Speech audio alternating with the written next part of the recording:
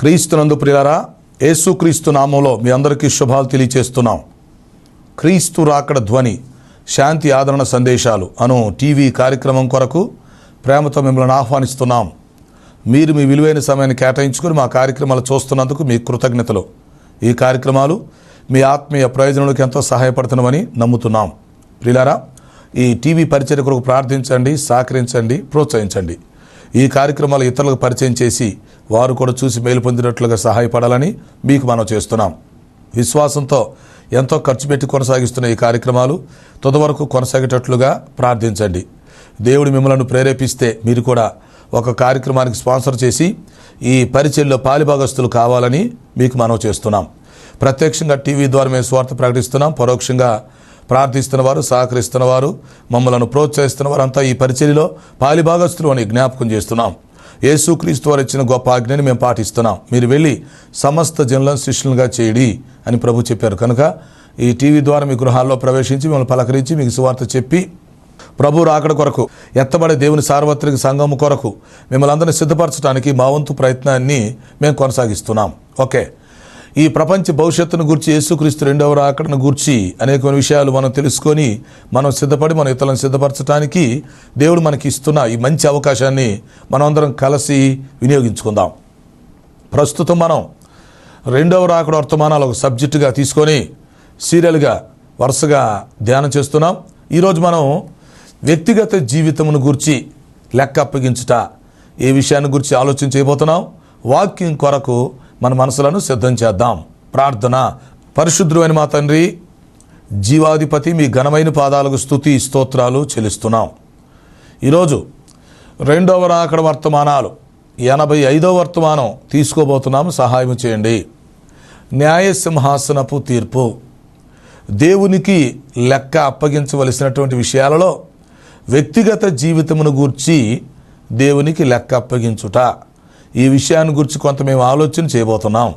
మీరు బోధకులై మాకు బోధ చేయమని మనం చేస్తున్నాం. మీ దాసుని నన్ను బలపరిచి వాడుకోండి. ఈ కార్యక్రమం సహకరిస్తున్న కుటుంబమును దీవించండి.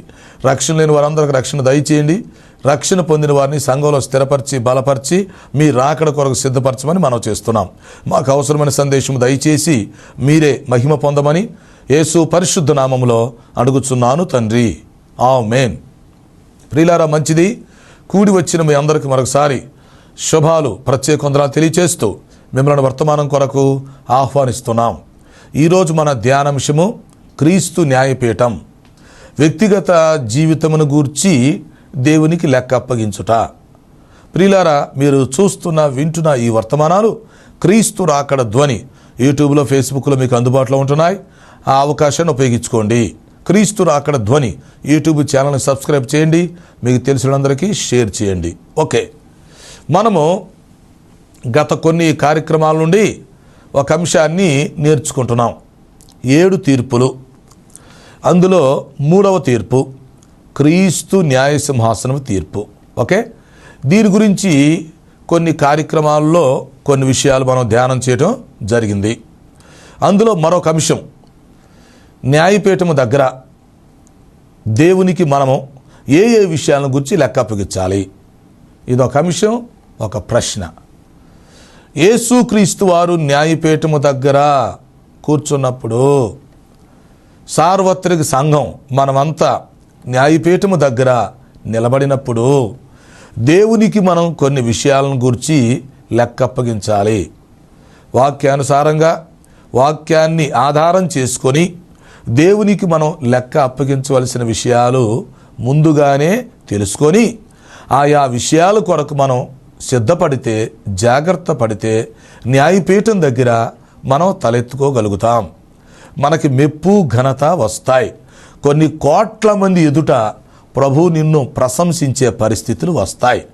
ప్రభు నీకు బహుమానం ఇచ్చే పరిస్థితులు కూడా వస్తాయి. కాబట్టి ఇప్పుడు మనం ఏం చేయాలా? ఆ లిస్టు చూడాలి. న్యాయపీఠము దగ్గర మనం దేవునికి లెక్క అప్పగించవలసిన విషయాలను గురించి కొంత ఆలోచన చేయాలి. అన్ని విషయాలు చెప్పలేకపోయినా కొన్ని విషయాలు చెప్పటానికి కొన్ని వర్తమానాల్లో మేము ప్రయత్నిస్తున్నాం. మీరు అర్థం చేసుకోండి. న్యాయపీఠం దగ్గర మనం నిలబడినట్టుగా, దేవునికి లెక్క అప్పగిస్తున్నట్టుగా ఊహించుకుంటూ, ఫీల్ అవుతూ ఈ వర్తమానం వినండి. వాక్యం కొరకు చక్కగా సిద్ధపడండి. ఓకే, ఈరోజు మనం వ్యక్తిగత జీవితమును గూర్చి ఆలోచించబోతున్నాం.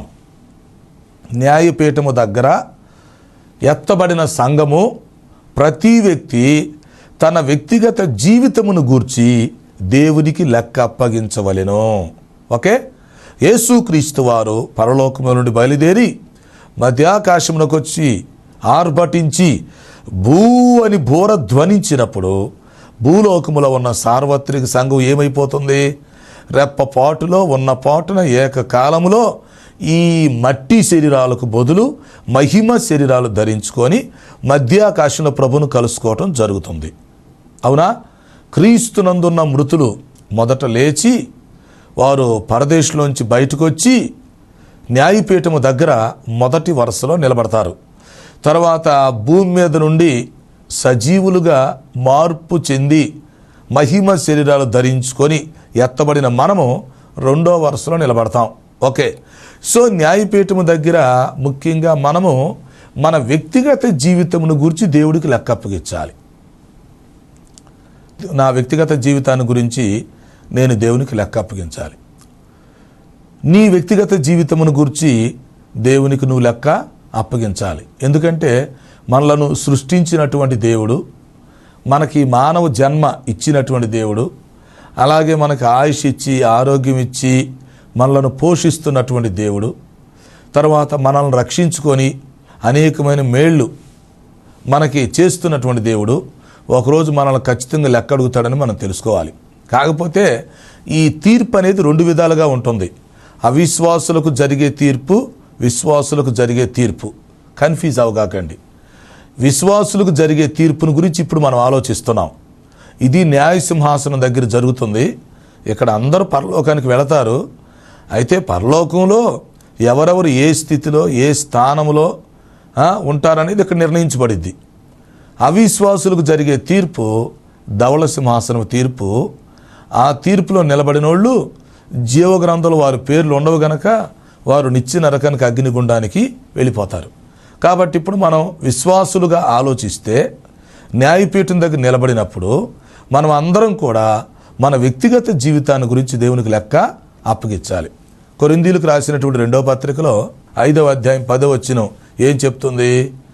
ఎందుకనగా తాను జరిగించిన క్రియలు చొప్పున, తాను అంటే వ్యక్తిగత జీవితం, తాను జరిగించిన క్రియలు చొప్పున అవి మంచివైనను సరే చెడ్డవైనను సరే దేహముతో జరిగించిన వాటి యొక్క ఫలము పొందునట్లుగా మనమందరము క్రీస్తు న్యాయపీఠము ఎదుట ప్రత్యక్షము కావలెను.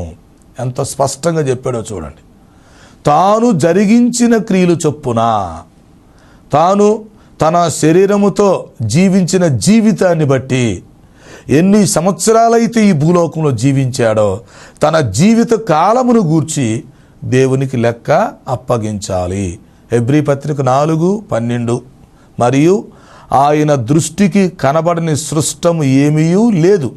మనము ఎవనికి లెక్క అప్పగించవలసి ఉన్నదో వాని ఎదుట ఏది మరుగు చేయబడక సమస్తమును తేటగా కనబడుచున్నది. అంటే దేవునికి మన రహస్యాలన్నీ కూడా తెలుసు. దేవునికి మన వ్యక్తిగత జీవితమును గురించి తెలుసు. కాబట్టి ఇప్పుడు మనం ఏం చేయాలా? ఒక్కొక్క వ్యక్తి ఎవరి జీవితాన్ని గురించి వాళ్ళు లెక్క అప్పగించుకోవాలి. ఒకరి జీవితమును గురించి ఒకరు లెక్క అప్పగించే విషయం ప్రక్కన పెట్టండి. ముందు మన వ్యక్తిగత జీవితమును గురించి మనం లెక్క అప్పగించుకోవాలి. అందులో విషయం ఏంటి? మన ఆంతరంగిక జీవితం, బాహ్య జీవితం. నీ యొక్క ఆంతరంగిక జీవితం ఎలా ఉంది అది ఎవరికి తెలియకపోవచ్చు. అది నీకు దేవుడికి తెలుసు. నీతో సన్నిహితంగా ఉండేవారికి కొంతవరకు తెలుస్తుంది. సో నీ ఆంతరంగిక జీవితం అనేది ఎలా ఉంది, తర్వాత నీ బాహ్య జీవితం ఎలా ఉంది, బయటికి కనిపిస్తున్నటువంటి నీ బాహ్య జీవితం ఎలా ఉంది, దేవుడికి లెక్క అప్పగించాలి. తర్వాత నీ వ్యక్తిగత జీవితంలో ఇటు రహస్య జీవితం, బహిరంగ జీవితం, పబ్లిక్ లైఫ్, ప్రైవేట్ లైఫ్, దేవుడు లెక్క అడుగుతాడు. మనం ఈ విశ్వాసం గురించి, సేవకుల గురించి ఆలోచిస్తే 4 విధాలుగా మనకు కనిపిస్తారు. ఏది? వ్యక్తిగత జీవిత విషయంలో ఈ క్రైస్తవ సంఘాన్ని 4 తరగతులుగా విభజించవచ్చు. ఎట్లంటే కొంతమందికి వారి వ్యక్తిగత జీవితంలో ఆంతరంగిక జీవితం బాగుండిద్ది కానీ బాహ్య జీవితం బాగుండదు. చూడండి, అంటే కొంతమంది ఉంటారు బ్యాచ్, సేవకులు కావచ్చు, నాయకులు కావచ్చు, విశ్వాసులు, సంఘ పెద్దలు, పరిచారకులు ఎవరైనా కావచ్చు, వారి యొక్క ఆంతరంగిక జీవితం బ్రహ్మాండంగా ఉండిద్ది. అంటే దేవుడికి బాగా ఇష్టంగా జీవిస్తారు. ఆంతరంగిక జీవితం, వారి యొక్క హృదయం, వారి మనస్సు, మనస్సాక్షి అవన్నీ బాగానే ఉంటాయి. ఆంతరంగిక జీవితం బాగుండిద్ది, బాహ్య జీవితం బాగుండదు. అంటే వాళ్ళకి మంచి సాక్ష్యం, మంచి పేరు ఉండదు.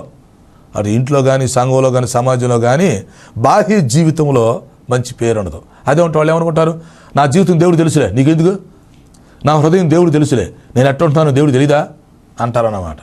అంటే ఇంత పాయింట్ ఏంటి, వాళ్ళు వారి వ్యక్తిగత జీవితంలో ఆంతరంగిక జీవితం బాగుంది కానీ బాహ్య జీవితం బాగలేదు. బాహ్య జీవితానికి వచ్చేసరికి వాళ్ళకి మైనస్ మార్క్స్ పడతాయి. వారికి వచ్చే బహుమానం కొంత పోగొట్టుకుని ఏడుస్తారు వాళ్ళు. సరే, ఇంకొక బ్యాచ్ ఉన్నారు వ్యక్తిగత జీవితం విషయంలో, రెండో బ్యాచ్. వీళ్ళేంటంటే అంతరంగిక జీవితం చండాలంగా ఉండిద్ది, బాహ్య జీవితం బాగున్నట్టు ఉండిద్ది అన్నమాట. అంటే బాహ్య జీవితం చూస్తే చాలా మంచిగా అనిపించింది, నలుగురు దృష్టిలో మంచి పేరు తెచ్చుకుంటారు వాళ్ళు. కానీ వాళ్ళ యొక్క అంతరంగిక జీవితం బాగుండదు. వాళ్ళ యొక్క రహస్య జీవితం, వారి యొక్క ప్రైవేట్ లైఫ్, వారి క్యారెక్టర్ చాలా వరస్ట్ ఉండిద్ది అన్నమాట.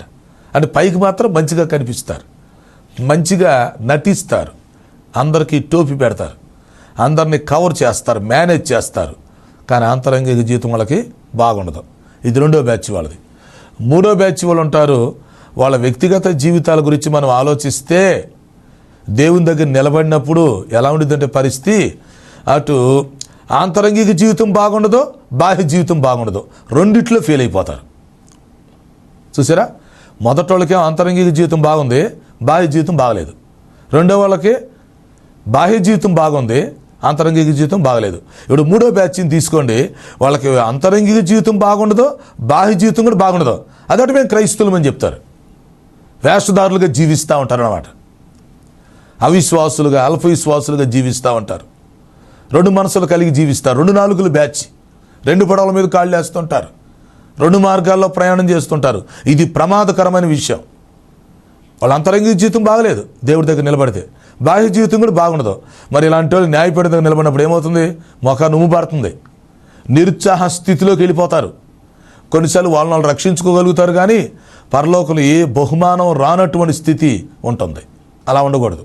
నాలుగో బ్యాచ్ వాళ్ళు ఉంటారు, వారి అంతరంగిక జీవితం బాగుండిద్ది, వారి బాహ్య జీవితం కూడా బ్రహ్మాండంగా ఉండిద్ది అన్నమాట. ఇలాంటి వారిని ప్రభు బలానమ్మకమైన మంచి దాసుడా, బలానమ్మకమైన మంచి దాసురాలా అని పిలుస్తాడు. ఎందుకు, వారి జీవితాన్ని వారు చక్కగా బ్యాలెన్స్లో నడుపుకుంటున్నారు, వారి జీవితాన్ని చక్కగా మేనేజ్ చేసుకోగలుగుతున్నారు. అంతరంగిక జీవితం బాగుంది, బాహ్య జీవితం కూడా బాగుంది. అంటే మనిషి తన హృదయాన్ని, తన మనస్సుని, తన మనస్సాక్షిని జాగ్రత్త చేసుకోవాలి. అలాగే మరి తన శరీరాన్ని, బాహ్య జీవితాన్ని చక్కగా ఉంచుకోవాలి. తన తలంపులు, మాటలు, క్రియలు, చూపులు, అవునా, కోరికలు, ఉద్దేశాలు, అలవాట్లు, స్నేహాలు అన్నీ చక్కగా ఉండేటట్టు చూసుకోవాలి. అప్పుడు ప్రభు మనల్ని మెచ్చుకుంటాడు. కాబట్టి ప్రియులారా, న్యాయపీఠం దగ్గర నిలబడటం అనేది పెద్ద సమస్య. న్యాయపీఠం దగ్గర దేవునికి లెక్క అప్పగించడం అనేది పెద్ద ప్రశ్న. కనుక ఈ లోకంలో ఉండగానే మనం తెలుసుకోవాలి. కొంతమంది అయితే అసలు రెండవ రాకడ వస్తుందంటే నమ్మరు. విశ్వాసులు కూడా, అవిశ్వాసుల గురించి నేను చెప్పట్లేదు, విశ్వాసులే కొంతమంది రెండవ రాకడ వచ్చిందంటే నమ్మరు, వచ్చినప్పుడు చూసుకుందాం అనుకుంటారు. సరే, కొంతమంది రెండవ రాకడ వచ్చిద్ది, సంఘం ఎత్తబడిద్ది, మనం పరలోకానికి వెళ్ళిపోతాం అనుకుంటారు. అంతేగాని న్యాయపీఠం దగ్గర నిలబడతామనే విషయాన్ని వాళ్ళు గమనించరు. ఇది కరెక్ట్ కాదు.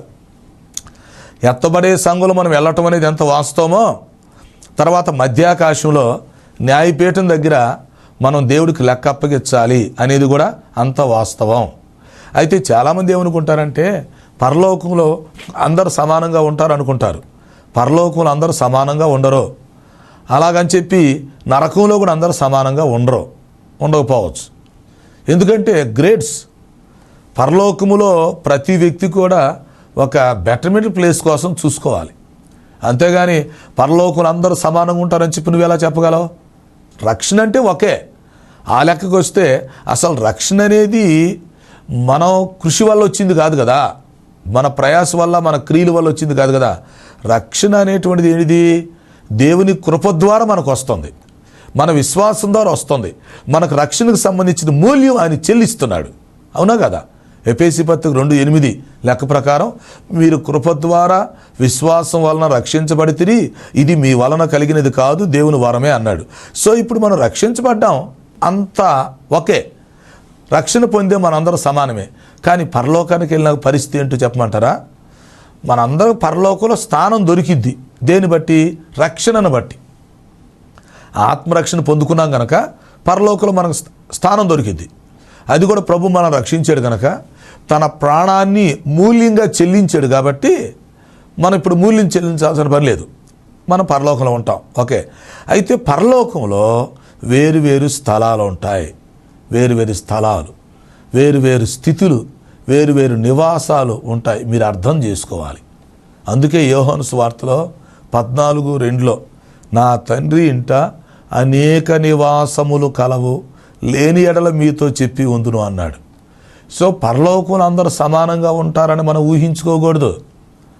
పరలోకంలో అనేకమైన నివాసాలు ఉన్నాయి, అంటే వ్యత్యాసం ఉంది, గమనించుకోవాలి.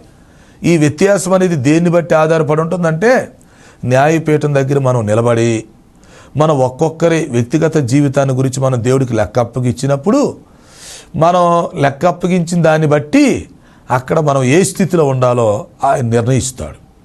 కాబట్టి న్యాయపీఠం దగ్గర ప్రతి వ్యక్తి తన వ్యక్తిగత జీవితం గురించి దేవునికి లెక్క అప్పగించాలి. అంటే ఎవరి జీవితానికి వారు న్యాయం చేయగలగాలి. ఇప్పుడు దేవుడు నీకు ఒక మంచి జీవితం ఇచ్చాడు, ఓకే. ఈ మానవ జన్మ నీకు ఒక వరంగా ఇచ్చాడు, ఓకే. అలాగే ఆత్మరక్షణ కూడా నువ్వు పొందుకున్నావు. ఇప్పుడు రక్షణ లేని వాళ్ళు ఉన్నారనుకోండి, వాళ్ళు అసలు ఈ న్యాయపీఠం దగ్గరికే రారు, వాళ్ళు ఎత్తబడే సంఘంలో ఉండరు. ఈ రక్షణ లేని వాళ్ళందరూ వాళ్ళు వేరే తీర్పు పొందుతారు, నిత్య నరకానికి వెళ్ళిపోతారు. ఇప్పుడు నువ్వు రక్షణ పొందావు కాబట్టి నువ్వు ఆ తీర్పులోకి వెళ్ళవు, నరకానికి వెళ్ళే తీర్పులోకి నువ్వు వెళ్ళవు, శిక్షలు పడే తీర్పులోకి నువ్వు వెళ్ళవు. ఎందుకంటే ఆల్రెడీ నీ తీర్పు ప్రభు పొందాడు, నీ శిక్ష ఆయన భరించాడు, నీ పక్షంగా మూల్యం చెల్లించాడు. అర్థమైందా? కాబట్టి రోమపత్రిక 8:1 లెక్క ప్రకారం, కాబట్టి ఇప్పుడు క్రీస్తు చేసినందుల వారికి ఏ శిక్ష విధి లేదు. కాబట్టి ఇప్పుడు మనకి ఈ నరకం, ఈ మరణం, ఈ శిక్ష, శాపాలు, తీర్పులు ఉండవు. కానీ ఒకటి ఉండిద్ది.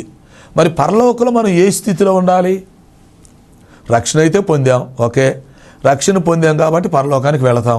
మరి పరలోకంలో అందరం ఎక్కడుండాలి? అది న్యాయపీఠం దగ్గర నిర్ణయించబడుతుంది. అప్పుడు మన వ్యక్తిగత జీవితం గురించి మనం లెక్క అప్పగిస్తాం. అయ్యా, రక్షణ పొందిన తర్వాత నువ్వు ఎన్ని సంవత్సరాలు బ్రతికావు, ఇన్ని సంవత్సరాల కాలంలో ఏం చేశావు, అంతేనా? నీ జీవిత కాలం పరిమాణం ఏం చేశావు, అందులో నీ రహస్య జీవితం సంగతి ఏంటి, నీ బహిరంగ జీవితం సంగతి ఏంటి, అంతేనా? అలాగే అదే నీ ప్రైవేట్ లైఫ్, పబ్లిక్ లైఫ్, దాని సంగతి ఏంటి? అలాగే నీ మనస్సు విషయం ఏంటి, నీ హృదయం విషయం ఏంటి, నీ మనస్సాక్షి విషయం ఏంటి, ఓకేనా? తర్వాత మరి నీ తలంపులు, నీ ఆలోచనలు ఎలా ఉన్నాయి, ఊహలు ఎలా ఉన్నాయి, రక్షణ పొందిన తర్వాత ఎలాగ తలంచావు, అలాగే నీ తలంపులు, నీ మాటలు, నోటి మాటలు ఎలా ఉన్నాయి, నీ క్రియలు ఎలా ఉన్నాయి, నీ చూపులు ఎట్లా ఉన్నాయి, తర్వాత నీ కోరికలు, మంచి కోరికలు, చెడ్డ కోరికలు ఏంటి, తర్వాత నీ ఉద్దేశాలు ఏంటి, తర్వాత నీ అలవాట్లు ఏంటి, నీ స్నేహాలు ఏంటి. నువ్వు దేవుని బిడ్డ నుంచి చెప్పుకుంటున్నావు కదా, రక్షణ పొందావు, ఓకే. బాప్తీసం తీసుకున్నావు, ఓకే. మరి ఎవరితో స్నేహం చేస్తున్నావు? నీ వల్ల ఎంతమంది స్నేహితులు చెడిపోయారు, ఎంతమంది మీద నీ ప్రభావం పడింది? అలాగే నీ మనసులో ఉన్న ఉద్దేశాలు ఏంటి, నువ్వు ఎలాంటి అలవాట్లు కలిగి ఉన్నావు, ఎంతమందికి నువ్వు అభ్యంతరంగా ఉన్నావు? ఇప్పుడు నువ్వు వేసుకునే వస్త్రాల ద్వారా, లేకపోతే నీ ప్రవర్తన ద్వారా, నీ పద్ధతి ద్వారా ఎంతమందికి నువ్వు అభ్యంతరంగా ఉన్నావు? రక్షణ పొందిన వాళ్ళకి ఎంతమందికి అభ్యంతరంగా ఉన్నావు? రక్షణ పొందని వాళ్ళకి ఎంతమందికి అభ్యంతరంగా ఉన్నావు? అసలు ఇతరులకు అభ్యంతరంగా ఉండవచ్చా? అర్థం చేసుకోండి ప్రియులారా. న్యాయపీఠము దగ్గర మన వ్యక్తిగత జీవితం గురించి దేవునికి మనం లెక్క అప్పగించాలి. ఇతరులను మనం మోసం చేయకూడదు, ఇతరుల చేతిలో మోసపోకూడదు, ఎవరికి మనం అభ్యంతరంగా ఉండకూడదు. రక్షణ పొందేవారికి, రక్షణ పొందిన తర్వాత స్థిరపడేవారికి, భక్తి చేసేవారికి ఎవరికి నువ్వు అభ్యంతరంగా ఉండకుండా జాగ్రత్తగా చూసుకోవాలి. అందుకని వాక్యంలో ఏముందంటే, అభ్యంతరములు రాక మానవు కానీ ఎవరి వలన వచ్చునో వానికి శ్రమ. చూసారా, అభ్యంతరాలు వస్తాయి. అయితే ఎవరి ద్వారా వస్తే వాళ్ళకి శ్రమ. నీవు ఎట్టి పరిస్థితిలో కూడా సంఘానికైనను సమాజమునికైనను అభ్యంతరం కలుగు చేయకూడదు. నువ్వు ఆలోచించుకోవాలి, నేను ఇలా ఉంటే రక్షణ పొందే వాళ్ళకు కొంతమందికి అభ్యంతరంగా ఉంటున్నాను, ఇదిగో పలానా కుటుంబానికి నేను అభ్యంతరంగా ఉంటున్నాను, ఇదిగో సంఘంలో నేను ఇలా అభ్యంతరంగా ఉంటున్నాను అని నువ్వు ఆలోచించుకోవాలి. నీవు ఇతరులకు అభ్యంతరంగా ఉన్నావంటే నీకు శ్రమ వచ్చింది. కాబట్టి నీ ద్వారా ఇతరులు ప్రోత్సహించబడాలి, కానీ నీవే ఇతరులకు అభ్యంతరకరంగా ఉంటే ఇంక దేవుడు ఏం చేస్తాడు? ఈ రోజుల్లో చాలామంది విశ్వాసులు, సేవకులు, నాయకులు ఏం చేస్తున్నారు తెలిసినా? ఇతరులు దేవుని యొద్దకు రావటానికి అభ్యంతరంగా ఉంటున్నారు, సంఘం అభివృద్ధి చెందకపోవటానికి అభ్యంతరంగా ఉంటున్నారు. అలా ఉండకూడదు. అలా ఉంటే దేవుడు లెక్క అడుగుతాడు. నీ వల్ల సంఘం ఎంత వెనకబడిపోయిందో తెలుసా అంటాడు. నీ వల్ల ఎన్ని కుటుంబాలు ఆగిపోయినాయో తెలుసా? నీ వల్ల ఎంతమంది వ్యక్తులు నష్టపోయారో తెలుసా? ఆ విషయాన్ని దేవుడు అడిగినప్పుడు మనం ఏం చెప్పగలం? అందుకని ప్రతి వ్యక్తి కూడా ఒకరోజు న్యాయపీఠం దగ్గర నిలబడతాడు. ఓకే, తర్వాత మన వ్యక్తిగత జీవితాన్ని గూర్చి మనం లెక్క అప్పగించాలి, అవగాహన కలిగి ఉండాలి. ఉదాహరణకి దేవుడు నీ వ్యక్తిగత జీవితం అంతా ఒక సినిమా రూపంలో నీకు చూపించాడు అనుకోండి. ఆ సినిమా ముందు నువ్వు చూసావు అనుకో, అది చూసినప్పుడు నీకు సంతోషం వేసిద్దా, దుఃఖం వేసిద్దా? నిజంగా నీ వ్యక్తిగత జీవితం అంతా నీకు చూపిస్తే, ప్రభువా దయచేసి క్షమించండి, ఇది ఎవరికి చూపించగాకండి అని నువ్వు చెబుతావు. ఎందుకంటే నీ వ్యక్తిగత జీవితం మీద నీకు అసహ్యం వేసిద్ది. కొన్నిసార్లు నిన్ను నువ్వే క్షమించుకోలేని పరిస్థితిలో ఉంటావు. అవును ప్రియమైన సోదరి సోదరులారా, ఎవరి వ్యక్తిగత జీవితాన్ని వారికి చూపిస్తే వాళ్ళకి అసహ్యం అనిపించిద్ది. మరొక మాట, నీ వ్యక్తిగత జీవితం నీకే నచ్చకపోతే, నీవే చూడలేకపోతే, నీ వ్యక్తిగత జీవితాన్ని దేవుడు మరొకరికి చూపిస్తే, కొంతమందికి చూపిస్తే అది ఎంత అసహ్యంగా ఉంటుందో నువ్వు ఆలోచించాయి. అందువల్ల అన్నీ మనం గమనించుకోవాలి. దేవుడు ప్రతిదీ చూస్తూ ఉంటాడు. ఆయనకి కనబడిన సృష్టం ఏది కూడా లేదు. మన రహస్యాలను ఆయన వెలుగులోకి తీసుకొస్తాడు, బట్టబయలు చేస్తాడు. అందుకని మనం ఏం చేయాలంటే ఆ న్యాయపీఠం దగ్గరికి వెళ్ళకముందే, మనం మరణించకముందే మన వ్యక్తిగత జీవితాన్ని మనం సరి చేసుకోవాలి. మన వ్యక్తిగత జీవితాన్ని సరి చేసుకునే అవకాశం కూడా ప్రభు మనకి ఇచ్చాడు ముందే. ఎక్కడిచ్చాడు? కృపాసింహాసనం తీర్పు దగ్గర, అంటే ప్రభు బల దగ్గర. మనం ప్రభు బల దగ్గర మోకరించినప్పుడు, ఆరాధన చేస్తున్నప్పుడు, బలలో చేయి వేస్తున్నప్పుడు మనల్ని మనం పరీక్షించుకునే సమయం, మనకు మనమే విమర్శ చేసుకునే సమయం, మనకు మనమే తీర్పు తీర్చుకునే సమయం. ఎంత గొప్ప విషయం అది. ఎందుకంటే దేవుడు నిన్ను బాధ పెట్టాలనుకోవట్లేదు, న్యాయపీఠము దగ్గర నీ పొరుగు తీయాలనుకోవట్లేదు. అందుకని నేను ఏం చేస్తున్నానంటే ప్రభు బల దగ్గరే నీకు అవకాశం ఇస్తున్నాడు. నీకు నువ్వే తీర్పు తీర్చుకో, నీకు నువ్వే పరీక్ష చేసుకో, విమర్శ చేసుకో. ఇతరులను విమర్శించే బదులు మనల్ని మనమే విమర్శించుకుంటే ఎంతో బాగుంటుంది. మనకు మనమే తీర్పు తీర్చుకోగలిగితే రానున్న తీర్పు నుంచి మనం తప్పించబడతాం. కాబట్టి ప్రతి ఒక్కళ్ళు ఎవరి వ్యక్తిగత జీవితమును గురించి వారు జాగ్రత్త పడాలి.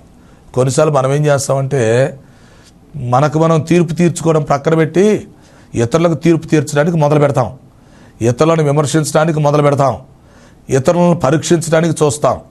ఇతరులు చిన్న తప్పు చేస్తే దాన్ని భూతద్దంలో పెట్టి చూపిస్తాం, అవునా? ఇతరులు చేసిన తప్పుల్ని పబ్లిసిటీ చేయడానికి ప్రయత్నం చేస్తాం, లేని వార్తలు పుట్టించి శాపం తెచ్చుకోవటానికి ప్రయత్నం చేస్తాం. ఇదంతా మీరు అర్థం చేసుకోండి. ఇతరులను విమర్శించగాకండి, ఇతరులను దూషించగాకండి, ఇతరులకు తీర్పు తీర్చగాకండి. అసలు ఇతరుల కోసం ఆలోచించి మీరు నష్టపోకుండా చూసుకోండి. మనం ఎప్పుడైతే ఇతరుల కోసం ఆలోచిస్తున్నామో అప్పుడు మన సమయం వృధా అవుతుంది. అప్పుడు రెండు విధాలుగా మనం నష్టపోతాం, గుర్తుంచుకోండి. ఇతరుల కోసం ఆలోచించినప్పుడు రెండు విధాలుగా నష్టపోతాం. ఒకటేంటంటే మనలను మనం సరి చేసుకునే అవకాశాన్ని పోగొట్టుకుంటాం. రెండవది ఇతరులను సరిచేసి అనవసరంగా మనం కూడా తీర్పు పాలవుతాం. అందుకని యాకోబు పత్రికలు అంటాడు, నా సహోదరులారా మీరు తీర్పు పాలు కాకుండా నిమిత్తము ఎవరికి తీర్పు తీర్చగాకని అంటాడు. మీరు తీర్పు పాలు కాకుండా ఉండాలంటే ఎవరికి మీరు తీర్పు తీర్చు కాకుండా. కాబట్టి ఇప్పుడు మనం ఏం చేయాలా? అసలు ఇతరుల విషయం ప్రక్కన పెట్టండి. మన కుటుంబం ప్రక్కన పెడదాం, మన సంఘం ప్రక్కన పెడదాం, సమాజాన్ని ప్రక్కన పెడదాం. ముందు మన వ్యక్తిగత జీవితం చూద్దాం. ఈ వ్యక్తిగత జీవితంలో మరి ఆంతరంగిక జీవితం ఎలా ఉంది, తర్వాత బాహ్య జీవితం ఎలా ఉంది, మనం ఒంటరిగా జీవించే జీవితం ఎలా ఉంది, మనం 10 మందితో కలిసి జీవించే జీవితం ఎలా ఉంది, ఆదివారం వస్తే మన జీవితం ఎలా ఉంటుంది, సోమవారం నుంచి శనివారం వరకు ఎలా ఉంటుంది. కొంతమంది ఉంటారు ఆదివారం గొర్రె పిల్ల, సోమవారం నుంచి శనివారం వరకు పంది పిల్ల అన్నారు. అదన్నమాట. ఆదివారం వచ్చేసరికి మనం పరిశుద్ధులం అయిపోతాం, దేవదూతలం అయిపోతాం. ఆరాధన, సువార్త, హడావుడి. ఇక సోమవారం నుంచి చూసుకో వ్యవహారం. వారం అంతా ఎలా ఉంటున్నామో ఏమో అర్థం కాదు. వ్యక్తిగతంగా చూస్తేనే బాగుండం, 10 మందిని చూసేలోపు మంచిగా ఉండటానికి ప్రయత్నిస్తాం, నటిస్తాం. అలా కాదు. దేవుడు ప్రతిదీ ఆలోచిస్తాడు. దేవుడు అన్నీ చూస్తుంటాడు కనుక ఇతరుల మెప్పు గురించి కాదు, ఇతరులకు తీర్పు తీర్చడం కాదు, కానీ ఇతరుల కోసం మన సమయం వృధా అవటం కూడా వేస్ట్. కానీ మన వ్యక్తిగత జీవితమును మన చేతిలో పెట్టుకొని, మన వ్యక్తిగత జీవితమును వాక్యమనే అద్దం ముందు నిలబడి చూసుకోవాలి, వాక్యపు వెలుగులో చూసుకోవాలి, మనల్ని మనమే విమర్శించుకునే పరిస్థితి ఉండాలి. యోహాను రాసిన మొదటి పత్రికలో 3:20 చెప్తాడు, మన మనస్సాక్షి ఏ విషయాలలో మన మీద దోషారోపణ చేయుచున్నదో ఆయా విషయాలలో మనలను మనం సరిచేసుకొని సమ్మతపరుచుకొని దేవుని ఎదుట సమాధాన స్థితిని కలిగి ఉండాలి. అది న్యాయపీఠం దగ్గర నిలబడినప్పుడు మన వ్యక్తిగత జీవితమును గురించి చక్కగా మనం దేవుడికి లెక్క అప్పగిచ్చి మంచి బహుమానం పొందుకునే స్థితిలో ఉండాలి. ఆ విధంగా ప్రతి ఒక్కరూ మన జీవితాన్ని మనం సరిచూచుకుంటూ వాక్యముతో పోల్చుకుంటూ ఆత్మీయ యాత్రలో ముందుకు కొనసాగాలని, న్యాయపీఠము దగ్గర ధైర్యంగా నిలబడే స్థితిని కలిగి ఉండాలని వాక్యం హెచ్చరిస్తుంది. అట్టి కృపను దేవుడు మనందరికీ దయచేయును గాక. ఆమేన్. ప్రార్థన. తండ్రి, నీకు స్తోత్రాలు. విన్న వర్తమానం మా హృదయాల్లో ఫలింప చేయమని మనం చేస్తున్నాం. మేమందరం మా వ్యక్తిగత జీవితంను గురించి సరిచేసుకుని కృప మాకు దయచేయమని మనం చేస్తున్నాం. రక్షణ లేని వారికి రక్షణ దయచేయండి. సమస్యలతో, అనారోగ్యత అవసరం వారికి సహాయం చేసి మహిమ పొందమని యేసు పరిశుద్ధ నామములో అడుగుచున్నాను తండ్రి. ఆమేన్. తండ్రి, కుమార, పరిశుద్ధ ఆత్మ త్రియేక దేవుని దీవెన మనకు తోడే నడిపించును గాక. ఆమేన్. ఆమేన్. ప్రియులారా, ఈ కార్యక్రమాలకు స్పాన్సర్ చేయాలని మీరు ఆశించినట్లయితే మా సెల్ ఫోన్ నెంబర్కి SMS చేయండి. 9440402368 9440402368. God bless you.